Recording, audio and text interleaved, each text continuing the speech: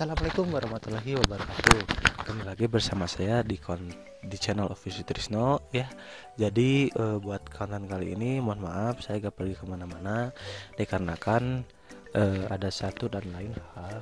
Dan juga kan kemarin saya sudah kemarin juga saya mengalami kecelakaan gitu. Jadi buat konten kali ini saya gak pergi kemana-mana gitu. Pun jangan khawatir, dari konten kali ini saya akan memberikan ilmu dan pengetahuan buat para pendaki pemula.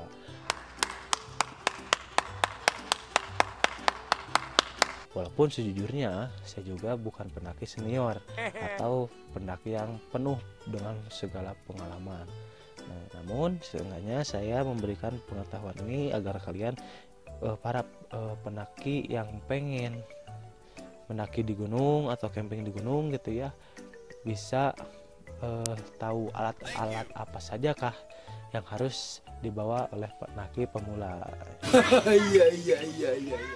Ya, jadi jangan tanpa basa-basi, ini dia lah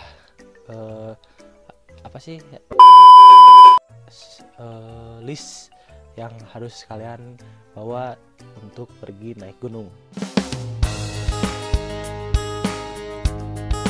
Tentunya kalau misalnya naik gunung, tujuan kita kan pasti berkemah. Ada juga yang pengen hiking doang gitu. Namun yang untuk yang hiking kita kesampingkan dulu. Sekarang saya akan memberikan informasi soal yang camping gitu ya. Iya. Jadi untuk camping yang pertama itu kalian harus bawa tenda. Ya, tenda itu sekarang udah banyak variasinya ya. Ada yang single tent, ada yang 2, terus ada yang 4, 6 sampai ya banyak-banyak lah gitu ya. Cuman untuk tenda kalian sesuaikan lah dengan dengan kondisi kalian. Walaupun sebenarnya ya kalau misalnya saya berpergian itu kadang berkelompok gitu, 4, 6 sampai berapa lah gitu. Kadang juga saya sendirian gitu.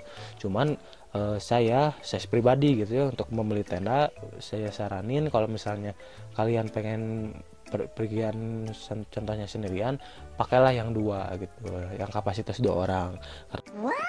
Karena apa? Kalau yang 2 orang itu sebenarnya ringan gitu ya, nggak terlalu berat, nggak terlalu ringan juga.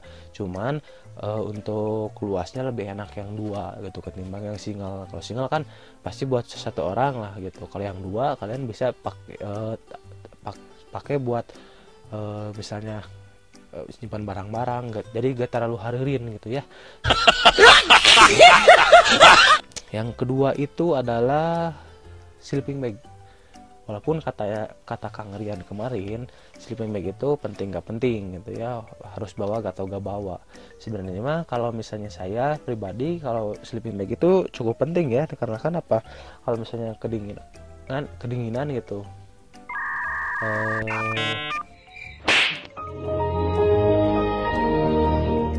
tetap aja harus pakai.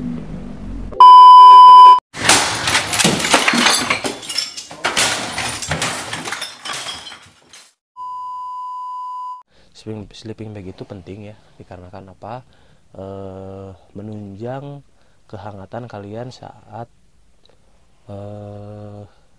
tidur di dalam tenda. Kenapa saya bilang kayak gitu, karena kalau misalnya kan kadang cuaca itu gak bisa ditentuin kan. Walaupun kita berangkatnya musim panas, kadang juga kan bisa dingin banget lah gitu kalau musim panas. Terus kadang juga kalau musim dingin hujan gitu kan, kita habis kebasahan atau gimana, takutnya kan hipotermia gitu. Terus kata kalian juga sebenarnya sleeping bag itu penting gak penting sih buat pendaki pemula gitu. Kalau gak ada sleeping bag kalian juga bisa bawa selimut gitu, yang kecil maupun yang tipis atau yang agak tebal gitu. Cuman saya juga sempat sebelumnya pergi mendaki juga, pergi camping gitu ya ke gunung-gunung gede gitu.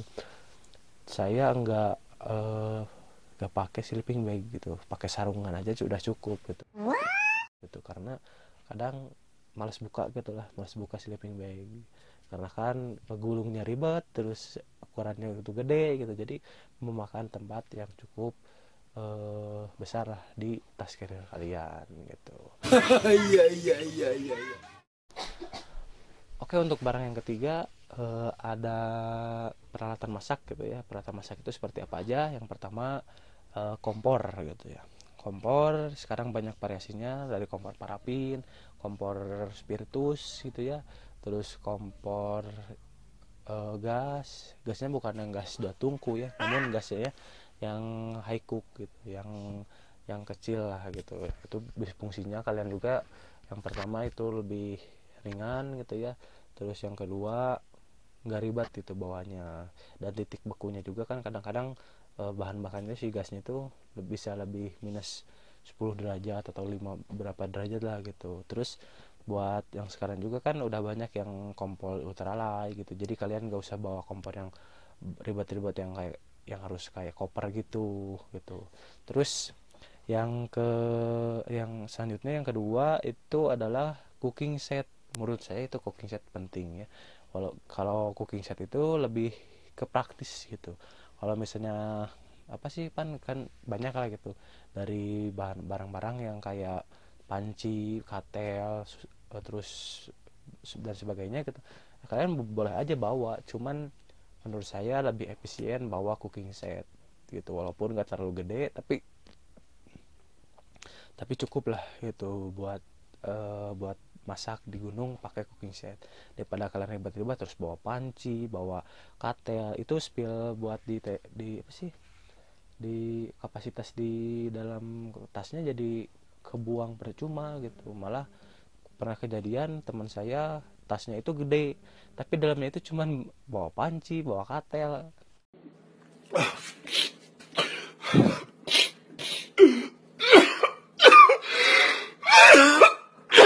gitu. Jadi agak kurang efisien lah gitu bawa panci, bawa katel gitu, karena memakan ruang yang lebih banyak gitu. Jadi saya saranin bawa cooking set. Nah, terus yang keempat mungkin ya, saya gak tahu, lupa lagi yang selanjutnya lah pokoknya nama. Yang keempat itu bawa playseat gitu. Yang kenapa harus bawa playseat ya? Dikarenakan pertama, kalau misalnya kalian musim panas pasti gak akan terlalu kepanasan. Terus yang ke musim hujan pasti gak akan kehujanan pastinya kalau bawa playseat. Nah, itu penting karena kan ketika kalian mendaki juga kan barangkali kehujanan atau gimana kan, kalau sedia playseat lebih efisien, jadi kalian nggak harus basah-basahan atau lagi ada keadaan darurat, kalian bisa ngediriin dulu flysheet gitu, nggak harus selalu diriin tenda. Karena saya pikir penting lah gitu harus bawa flysheet, dan emang seharusnya mah tenda harus bareng sama flysheet seharusnya gitu. Terus untuk selanjutnya saya lupa kenapa selanjutnya itu bawa apa ya, lupa. Oh iya, bawa penerangan. Nah, alat penerangan seperti apa aja sih? Kalau saya alat penerangannya paling lampu tenda gitu. Lampu tenda juga kalian bisa bawa peregu lah gitu, gak usah perorangan juga. Terus kalau headlamp, nah headlamp nih yang penting. Headlamp itu kalian harus bawa masing-masing. Karena apa? Kan walaupun kita berangkat pagi-pagi sampai siang juga udah sampai lah gitu contohnya, tapi nggak kayak gitu kan, kita juga pasti akan beraktivitas saat malam-malam gitu. Iya. Fungsinya itu buat apa ya, kalian kan nggak tahu nanti kalau misalnya kalian mendaki malam-malam harus sedia headlamp, dan saya saranin ketika kalian bawa headlamp yang apa sih, yang pakai baterai gitu ya, baterai kayak baterai remote atau yang A2 A3 gitu, kalian harus sediain baterai cadangannya. Takutnya baterainya itu ngedrop atau hilang kan, kalian bisa ganti langsung gitu. Kayak gitu. Selanjutnya ada P3K. P3K ya mungkin memang cukup penting ya kalau buat alat P3K gitu. Karena apa? P3K itu kan alat yang paling berguna lah, walaupun jarang dipakai gitu.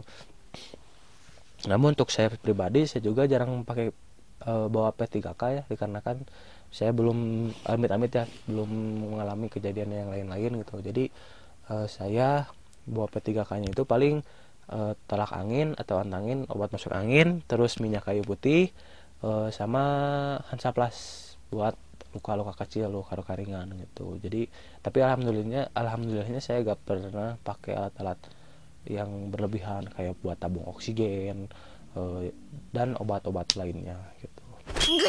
Kalau kalian mendaki gunung wajib pakai sepatu, dikarenakan karena apa? Mungkin jalurnya kan kalian belum tahu apakah jalurnya berakar, berbatu atau gimana gitu. Soalnya kalau misalnya pakai sepatu kan kalian lebih safety gitu, ketimbang kalian pakai sendal gunung gitu. Dan usahain kalau sepatunya itu jangan sepatu aneh. Contoh aneh-anehnya itu kan kayak ada yang pakai sepatu futsal,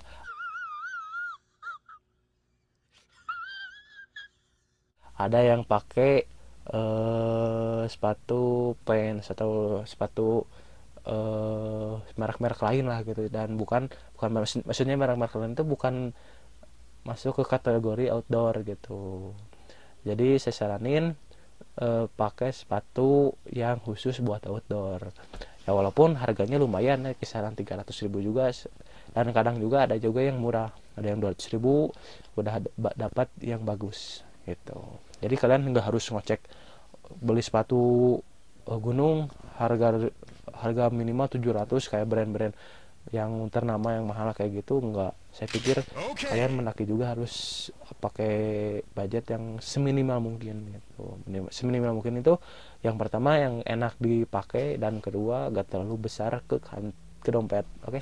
Bawa sendal juga ya, dikarenakan ya mungkin kalau saya sendiri kalau bawa sendal itu dipakai buat nanti ketika sudah di dalam tenda gitu. Dalam tenda maksudnya ketika saya udah beres di tenda gitu, tinggal istirahat dan beraktivitas biasa kayak masak, kayak keluar masuk tenda gitu kan. Kalau pakai sepatu ribet itu, terus kalau gak di sepatu kan kotor gitu ke kaki, dan takutnya kotor kemana-mana. Nah, saya solusinya kayak gimana? Saya solusinya pakai sendal gitu. Terus saya juga kan sering dipakai buat basah-basahan kayak berwudu gitu. Jadi seenggaknya kalau misalnya pakai sendal lebih enak lah gitu, gak harus ngotorin ke sana ke sini gitu. Dan jangan lupa sendal itu wajib, kalau menurut saya sendal itu wajib dibawa ke gunung gitu. Baca. Terus yang selanjutnya saya bawa apa lagi ya, lupa lagi bentar.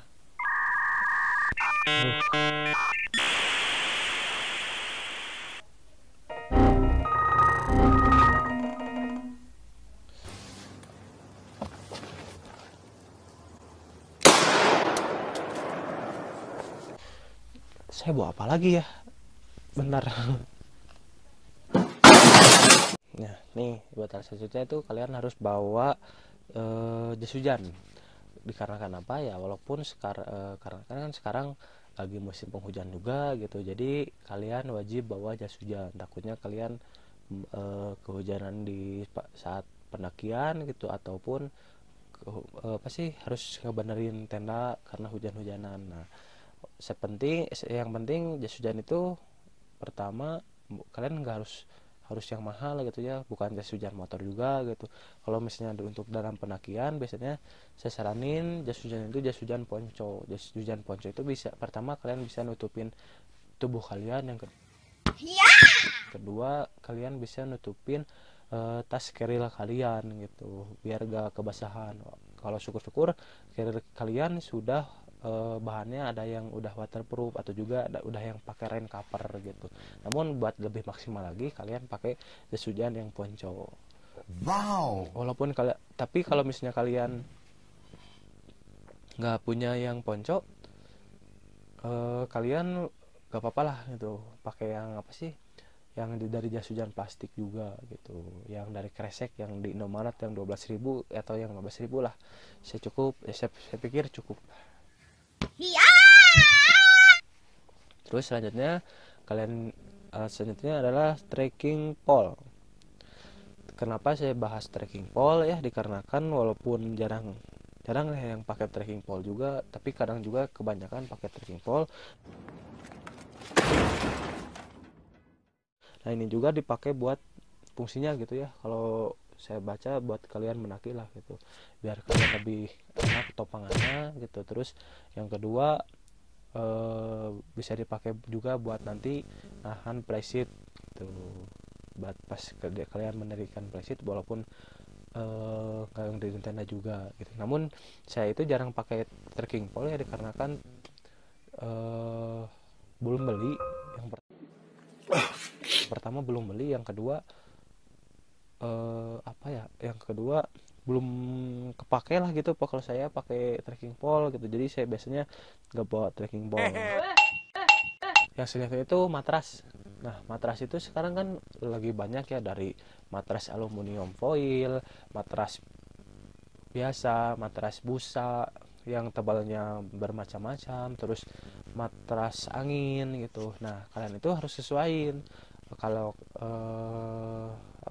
kalau matras itu kan berbeda-beda harganya ya gitu, dari matras aluminium foil, dari matras biasa gitu, dan matras angin. Namun untuk saya karena kan kalau pakai matras biasa suka nyerari kanu badan gitu ya,